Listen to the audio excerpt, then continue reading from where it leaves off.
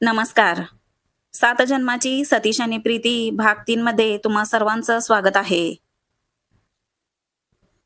दुसऱ्या दिवशी सकाळी पुण्यातली हवा अगदी गारटलेली होती. थंडगार वारा, धुकटं आकाश आणि रस्त्यावरून धावणाऱ्या सायकली, स्कूटर्स यामधूनच गल्लीतून एक स्कूटी बाहेर पडते. हँडलवर प्रीती असते आणि मागे नीता. नीता पांघरलेल्या शालीत नाक लपवून बसली होती. "अगं थंडीने हात गोठलेत, हळू चालव ग," नीता ओरडली. तेव्हा प्रीती हसत म्हणाली, "हे पुणे आहे मॅडम.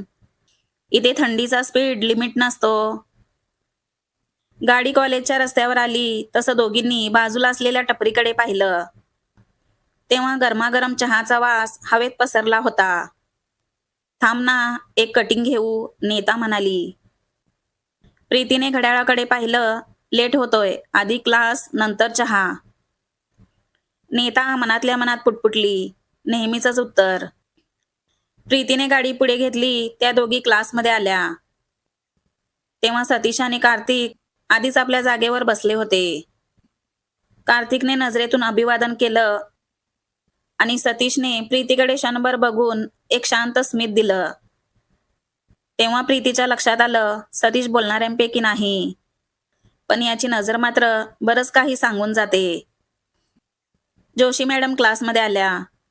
"आज आपण टीमवर्क शिकूया," असं त्या म्हणाल्या. 4 जणांचा एक ग्रुप आणि प्रत्येक ग्रुपला उद्यापर्यंत मार्केटिंग प्रोजेक्ट तयार करायचा आहे. नशीब असं की सतीश, प्रीती, नीता आणि कार्तिक एकाच ग्रुपमध्ये आले. तेव्हा कार्तिक लगेच म्हणाला, "अरे वा, आता धमाल होणार."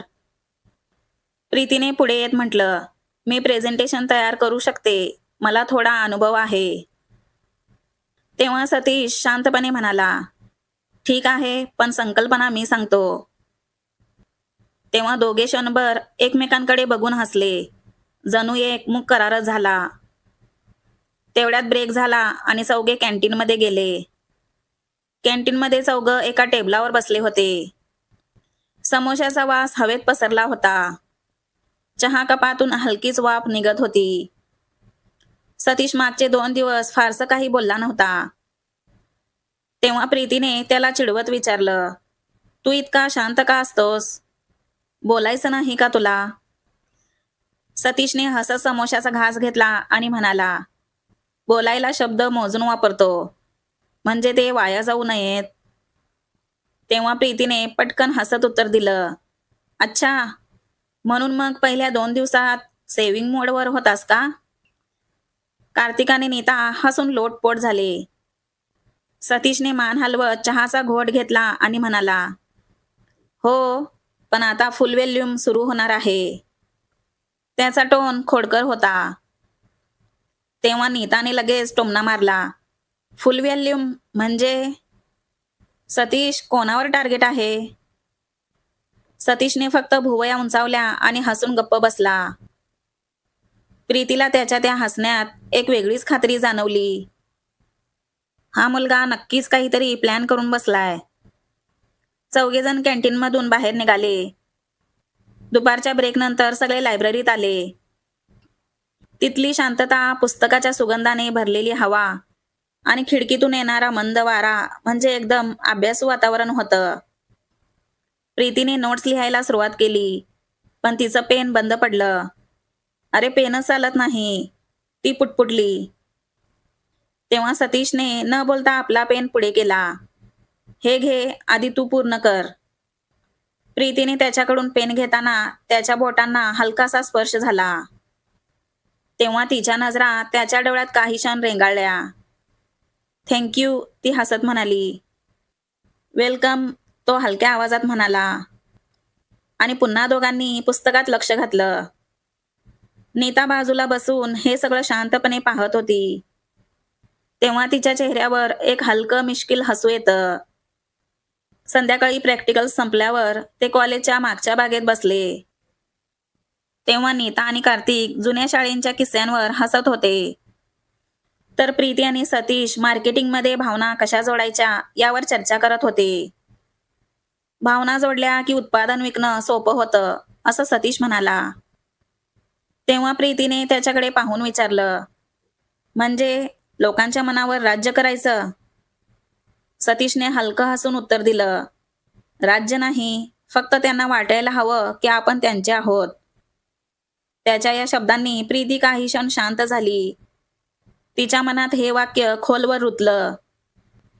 दिवस संपून सगळे कॉलेजच्या गेटकडे चालत होते. गप्पा मारत मारत चौघे रस्त्यापर्यंत आले. तेवढ्या सतीचा फोन वाजला. स्क्रीनवर आलेलं नाव बघून तो खट्याळ हसू लपवू शकला नाही. तेव्हा प्रीतीने भुवया उंचावून त्याला विचारलं, कोण आहे? चेहरा तर खूप स्पेशल दिसतोय. तेव्हा सतीशने डोळा मारत फोन सायलेंट केला. अरे काही नाही, माझी फॅन लिस्ट लांब आहे.